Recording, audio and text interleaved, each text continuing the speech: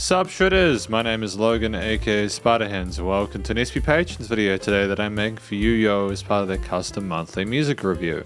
And if we switch over to here, we have ourselves a track on the screen by Vaundy titled Tokyo Flash. So we're going to listen through this track from start till finish. We're going to hear what we think. Let's go.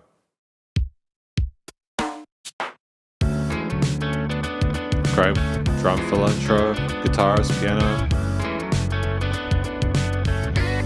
And that bass and that low end, nice.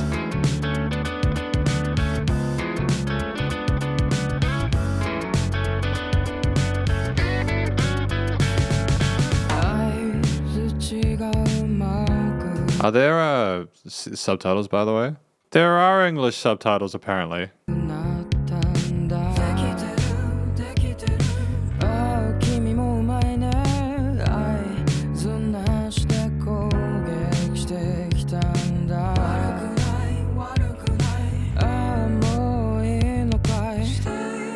I don't actually think that the captions are the English captions. I think they're auto caps, which is fine. It's totally fine. Just I figured I'd check.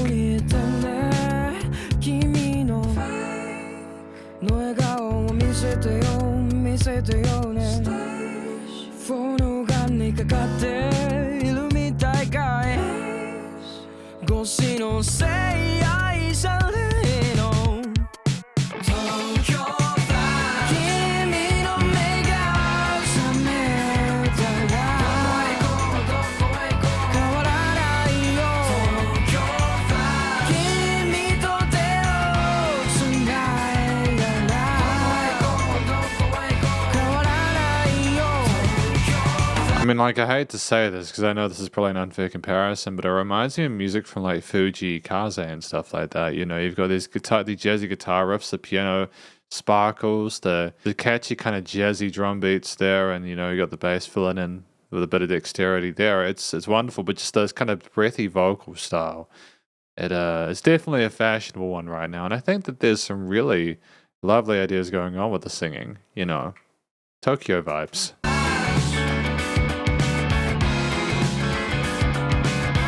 Great occasional open hi-hats there. Nice panning of elements in the mix. Nice. A little bit of an organ there as well.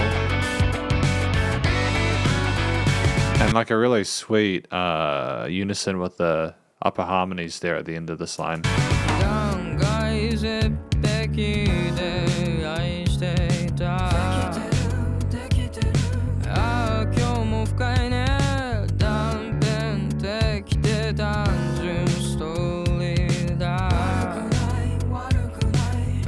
Great call and response.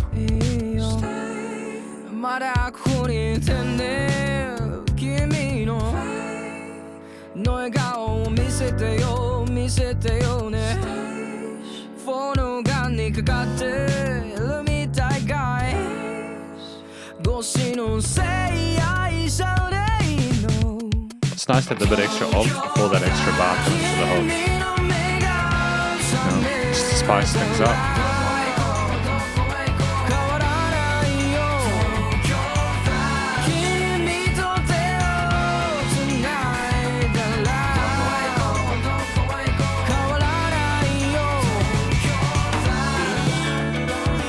Saxophone! I love it.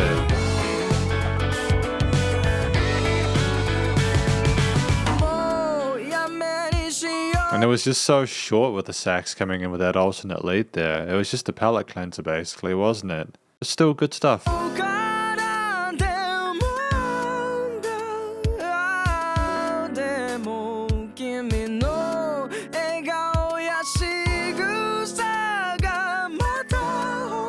Fantastic falsetto harmonies there.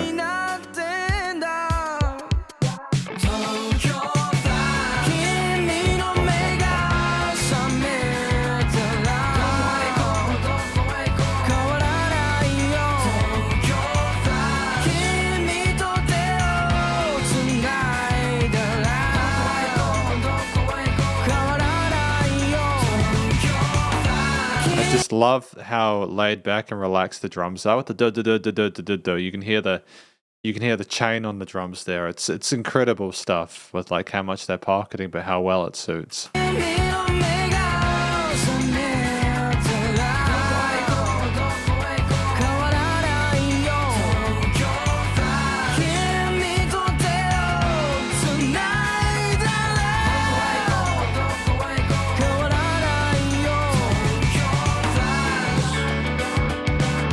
Reiterating the guitar leads there, those trendy majorish kind of intervals.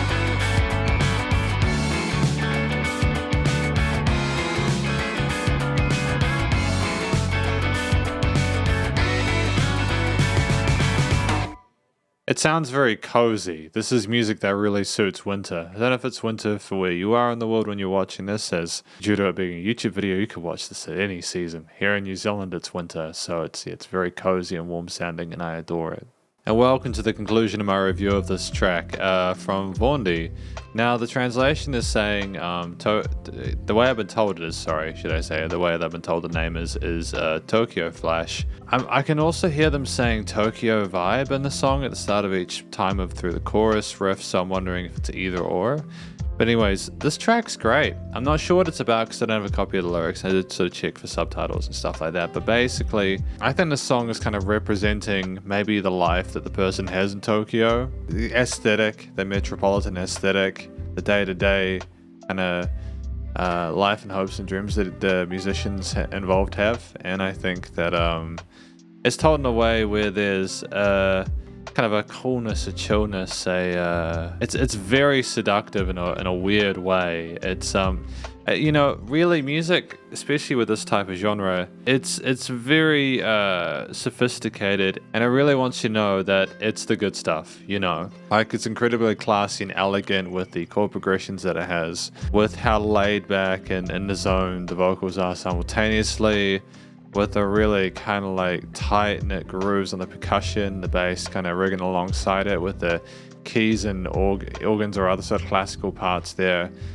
kind of adding as a higher end kind of bit of brightness and something to kind of cleanse the palette a little bit. It's charming, but I think the song is about Vaundy's life in Tokyo. That's what, to me, it represents that Tokyo vibe.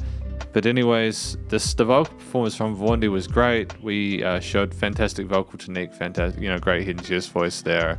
Very comfortable on the mic, obviously quite experienced with expressing themselves. And I think this is off of his first album, if I'm not mistaken. So if this is off his debut album, I am blown away by that. Well done to Vaundy. They've smashed it. No wonder they're finding success. But it's a charming track for sure. And the vocals have this great kind of personable conversational tone to them, with a little bit of oomph and extra kind of like grittiness later on, but we didn't really have too much of that. I think it was more about getting the listener kind of wrapped up in a blanket and telling them a story.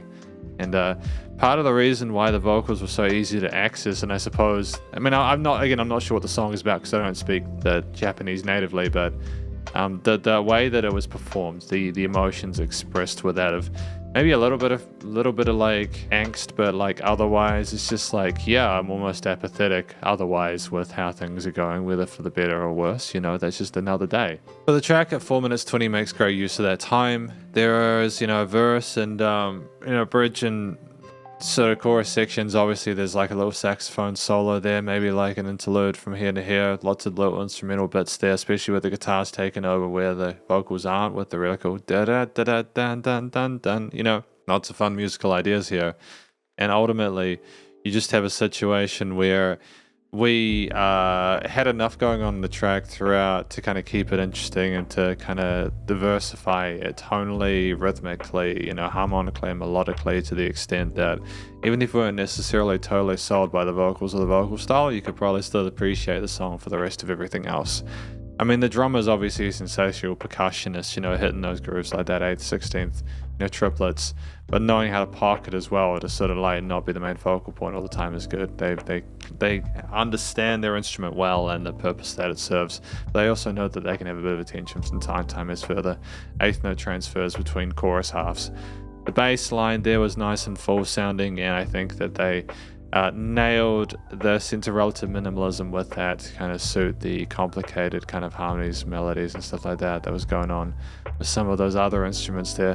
Not excessively so, but just the bass was a little bit less sassy in how it kind of communicated with the listener. I think that kind of balance and equilibrium is good. The guitars, we had some clean sort of lo-fi, kind of jazzy, kind of single coil toned guitars doing some bar chords from time to time, or that have that kind of really catchy riff there, and it was poignant and sleek and charming. And I think that the way it was played was in a way that was similar to how the vocals were played, or the drums even. Everything was very relaxed and calm and in control. And I think, obviously we had the piano keys or maybe some organ elements. Occasionally you typically alternate between them, maybe because they were going through different sort of settings or whatever they were using to record the keys, but there was a nice balance between them. They went backwards and forwards, so you never got stuck on one key tone, and anything the pianos or whatever were doing was to help what the guitar was doing, was to kind of stay within groove of the bass and drums, and that was well handled. And I think as well, that saxophone solo that came in with a little bit of sass, but not much. It was fairly kind of, again, it was very approachable. It wasn't over the top with its technicality. I don't think they necessarily needed to be. It just needed to be something different than what we had with Vaundy, just to keep the listener engaged by not having too much of the same. There was lots of variety of different ways of playing things on the different instruments. It's more like they've just found a way to kind of notch them in the composition in a way where there were no real kind of bad notes or uncomfortable intervals or something like that. It was really well handled. I'm really happy with it. They smashed it. I think in addition to the way that the instruments were played, it's just the theme itself that seems almost nostalgic for the past to us trying to be comfortable in the future. There is a longing for something that I can't quite put my finger on, just maybe because I don't know the lyrics, but it's basically, you can kind of imagine the young people, people in their early 20s kind of becoming adults and figuring out what they're trying to do and going through the ropes. And I think that the song sounds like that. There's an emotional complexity, tonal complexity to what's going on with those chords and different instruments and how they interact there. Not so much that it's off-putting, but it's enough where you're clearly aware of it and you're having to sort of think, oh, okay, so this is what the person's going through. And the fact that the accompaniment is helping me to figure that out is really promising, because it's always a shame when the music will not assist you in that, where you have to put 2 and 2 together, get 5, and then scramble through it to figure out the rest of the pieces that you missed. And sometimes there aren't even things you can find, you're just expected to know. But I think that the theme there made sense for the instruments, made sense for the vocal performance, and I can't speak for the lyrics, but I assume that given how tight and well controlled everything was here, it's probably a good connection through the rest of the elements, if not all of them. So well done on that front, because we basically just have the recording, mixing, and mastering now, the studio production. And if I'm honest, it's great, it's fresh, it sounds warm, it sounds like a 70s record, to be honest, and that is a compliment. It may not sound like it, because obviously the 70s was 50 years ago, but the quality of recordings then had this kind of sweet tinge of, even if you weren't born then, it still felt nostalgic, and I'm not sure why. It sounds like it's going through a record player or something like that. The lo-fi aesthetic to the guitar parts, the piano and keys being soft and welcoming, the drums being relatively minimalist and not kind of punching you in the face too much, which is obviously a contrast to a lot of the stuff in electronic music, for example, in the 2010s, but the pop music of that time. But obviously the bass with a bit of fizz on it, but nothing too egregious, and then the vocals with that sort of breathy kind of performance there. We had more than that way, but we did go range. We went between a head, chest, voice, and all stuff like that. But I think things were carefully designed, not only from an arrangement and songwriter perspective, but also studio production perspective. We played this music and we got a good takes of it. And the singer, as well as the backing vocalists who did call and responses in the higher ranges, it's just tremendous. It's tremendous stuff. They smashed it out of the park with the way things sounded and were leveled in the mix. Things were nice and wide in the stereo field as well. And there was dynamic range to this. There were change in perceived loudness. Things came down, for instance, when the drums were removed, there was just a little bit extra it was a little bit less in your face. So that was, even if maybe you like the harder stuff, it can be good to just have a rest, just so that if it comes in a few seconds, oh cool, this is the thing, it's bopping now, you know what I mean? Again, palate cleanser. And then finally, you just have the limiting compression, which is sensational. They smashed it out of the park. I think that it was nice and low without pumping. And this is basically my Sweet Patrons video, my review of Vaundy with their track Tokyo Flash or Tokyo Vibes. I'm not which, but I'm not sure which, but hopefully you enjoyed it. If you did, please go show them some love via their various social medias and their YouTube page, and stay cool and stay safe. Please remember to support your local musicians and artists at this point in time, as they help more than ever with all the crazy stuff going on in the world, and I'll catch you in the next History Patrons video. Spiderhands out.